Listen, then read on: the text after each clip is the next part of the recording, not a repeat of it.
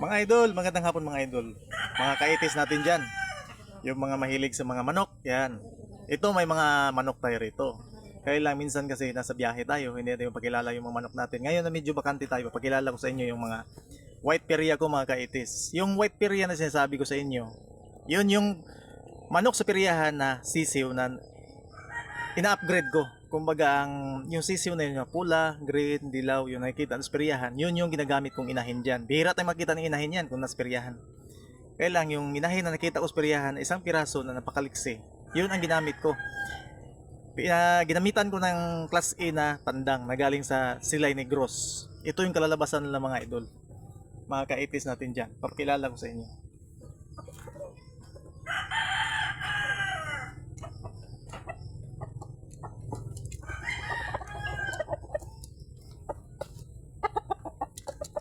Ito mga kaitis, ito yung ano niyan, ito yung produkto nila. Bali, apo na to sa original. Kasi ginamit natin yung original, yun, lumulusot talaga yung unang laban nila, ang lalaki lang talaga nila. Kasi ang timbang nila nung una, sa 8 months pa lang sila nagtimbang sang dos. Kaya nga pag nagkak sila, 2.4, 2.5. Kaya ito, regular size sila ngayon. Ito 20 months ito, nagtimbang ito ng dos lang. Katamtaman lang silang laki. Katamtaman lang din yung height. Kaya ito yung ano yung white pear yan sinasabi ko sa inyo. Maganda yung record nila.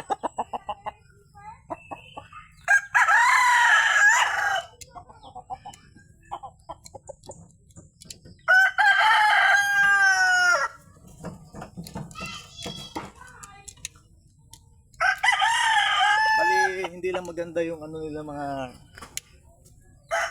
ka-80s, di maganda yung ugali nila dahil nga may pagkamanhiker din sila mga ka-80s. 20 months din to. 20 months din, no? Street comb. White peria din yung nanay nito mga ka-80s. Ang size niya mga ka-80s, nasa mga kwan din to. Dos uno ang pagtimbang ito, dos uno. Memoryado ko yung mga kuan nila yung mga ka-80s. Timbang nito. Ngayon medyo nag-reduce dahil nga kuan sila medyo lugon. Yan mga ka-80s oh. Medyo may pagkaputla pero hindi nangangayaw.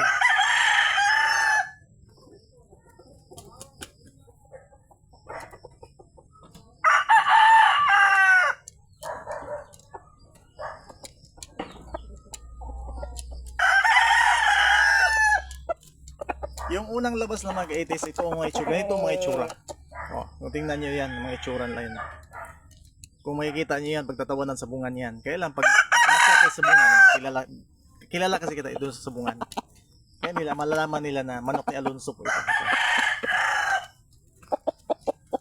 24 months, 2 taon to mga kaitis.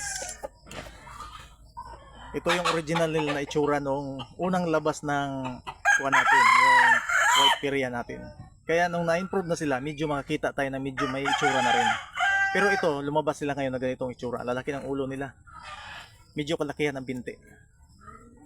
Pero ito yung nagbibilang ng mga panalo dati ng mga itsura na to. Isang taon pa lang mga kaitis, nagtatatlong panalo na sila. Hindi sa tupada ha, kundi sa bungan mismo. Hindi lang sa timbangan.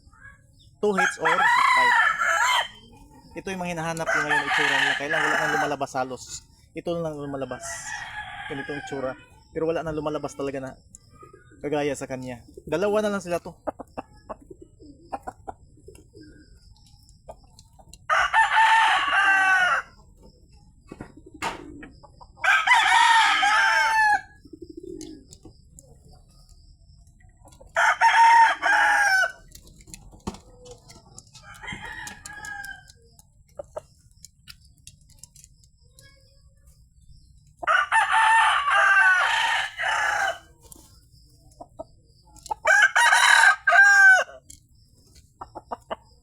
Ito mga kaitis, ito yung lumabas ngayon na 18 months.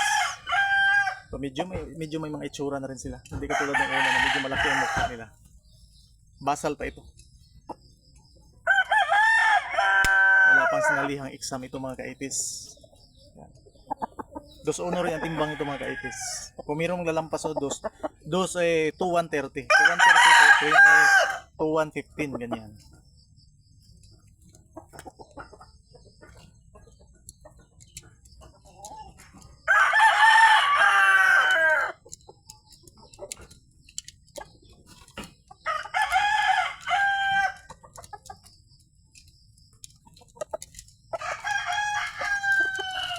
20 months din mga kaitis.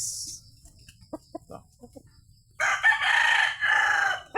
Kaya wag kayong makalimot na mag-subscribe mga kaitis, mag-comment saka mag-share mga kaitis. Marami pa silang puti ito mga kaitis. Medyo malaki din to. Pasok din sa dos-dos ito mga kaitis. Yan. Thank you sa suporta mga kaitis.